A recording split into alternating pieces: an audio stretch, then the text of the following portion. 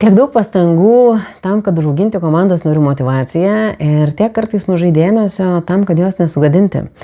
Ir kalbu apie labai paprastus kasdienės vadovo situacijas. Pavyzdžiui, žmogus ateina su idėja, o mes neišklausę iki galo, neuždavę nei vieno papildomo klausimo, sakom, mes tai jau bandėm neveiks.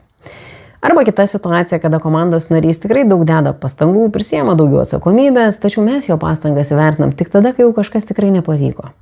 O paskui stebimės, kad žmonių iniciatyva mažėja, įsitraukimas ir motyvacija mažėja.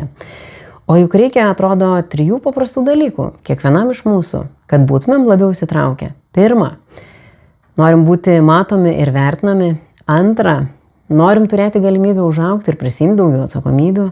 Ir 3. Norim turėti savarankiškumo, autonomijos, priimti sprendimus savo kompetencijų ribose, ne tik vykdyti nurodymus. Rodos paprasti dalykai, bet kartais taip sunkiai randami kasdienybėje dirbant kartu. Tad kviečiu jūs kaip vadovo pagalvoti ne kaip labiau motyvuoti, o kaip palaikyti tą motyvaciją, kurią komandos nariai jau turi.